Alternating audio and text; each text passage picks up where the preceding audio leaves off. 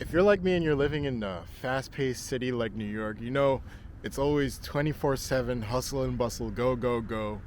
You're having to live to work. You know, your life is dedicated to working.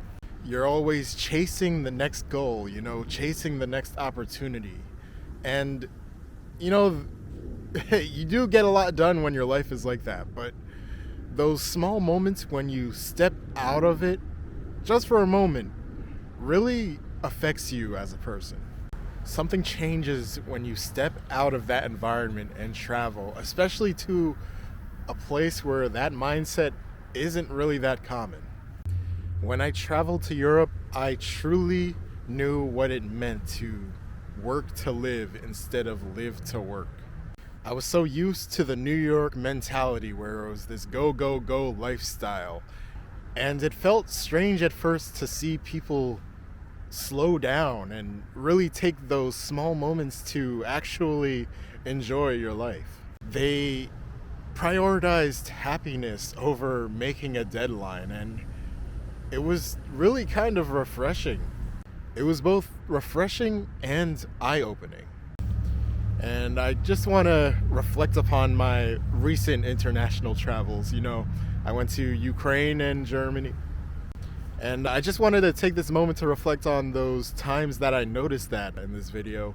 So if you like videos like this, where I'm talking about my recent international travels, please leave a like on the video. Make a comment about what your thoughts of, do you prefer working to live or living to work? And are you tired of living to work as I am? But yeah, let's get right into this. Pokyska?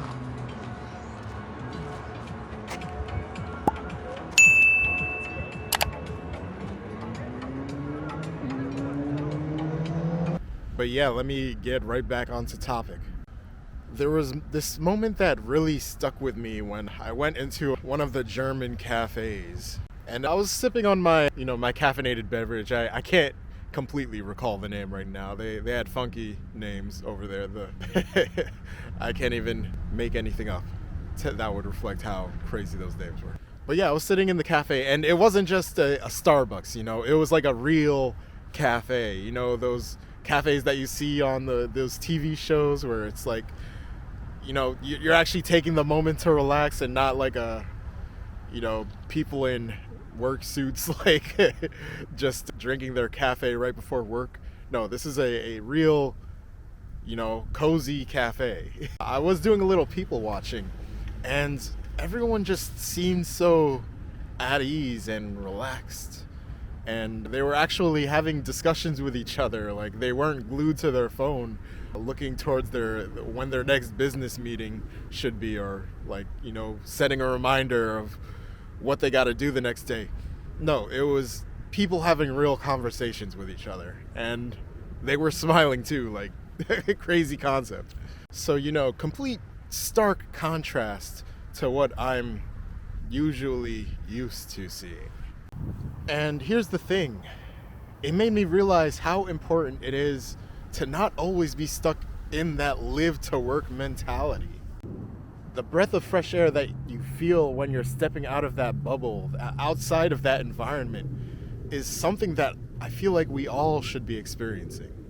Live to Work or Work to Live: Work Culture in the US versus Europe, published in November 2023. Scrolling down to the paid time off paragraph, one aspect where working culture differs between the European Union and the US is that Europe has a mandated 4-week paid vacation period across all European countries, whereas the same is not true for the US. Comparatively, in the US, there is no mandated paid time off, and according to Forbes, 31% of US employees do not have access to paid time off.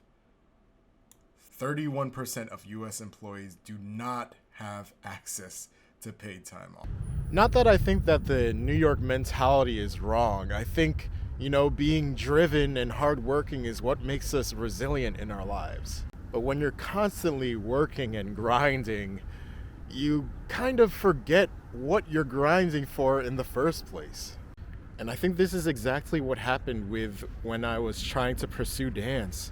I have been a dancer my whole life, and I used to love dancing, but then at a certain point when I stopped seeing, and I think this is exactly what happened when I was pursuing dance as a career. And after a while of dancing your whole life and having it start to be a part of your work, you sort of lose that passion that you had for dance in the first place.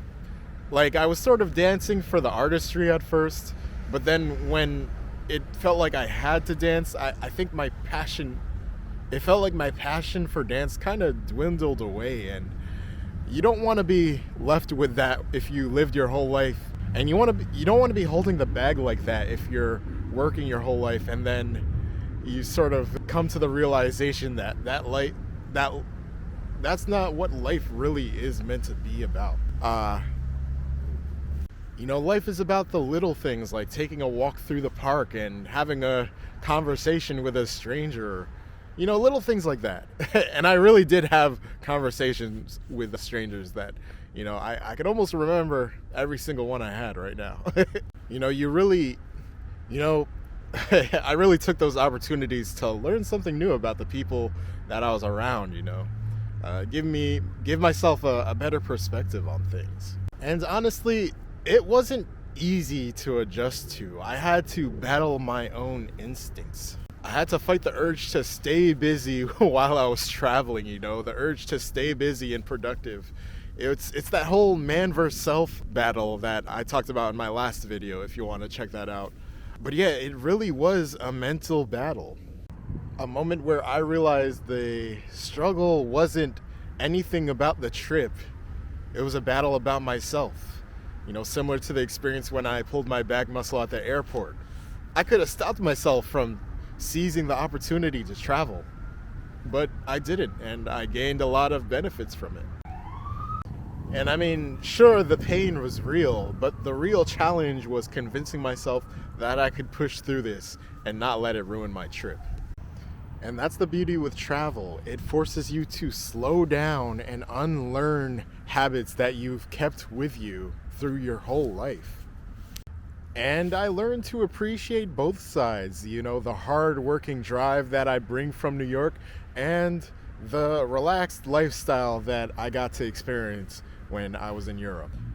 And I got to appreciate both sides, the hard-working drive, go lifestyle that I brought from New York, and the relaxed, the intentionally relaxed lifestyle that I got to experience while I was in. Together, they helped me grow into someone who's not just grinding for the sake of it, but someone who's able to balance ambition with fulfillment.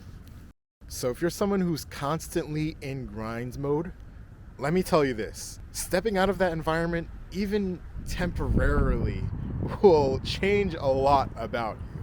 It gives you clarity. It gives you the reminder of why you're working so hard in the first place. It shows you a different way of living, and it gives you the ability to rethink what you're doing in your own life, and are you really living the life that you want to live? It'll inspire you to rethink the way you want your life to look like. And if you're strongly considering traveling, if you're contemplating travel, I say book that trip, take that leap. And if you're unsure of where to go, I'm the travel advisor for you. So I got that Instagram in case you want to shoot me a DM and we could get that situated right for you. I want to help people grow this year to travel and do everything that they want to fulfill their lives with. I got the tools to help you explore and get those life-changing experiences that I experienced when I was in Europe. And like I said earlier before, growth doesn't happen in your comfort zones. Sometimes it takes being on a plane and allowing your mind to expand and grow and wonder. Sometimes all it takes to create a new perspective on your life is a plane ticket and an open mind. Thanks for watching, and if you had an experience where traveling helped you break out that grind, I would love to hear your story in the comments below. And if you like this video, please leave a like. And if you want to see more content like this, please subscribe, because I'm really trying to build this grind. I'm on that New York grind lifestyle right now, but I can't wait until I get back to Europe.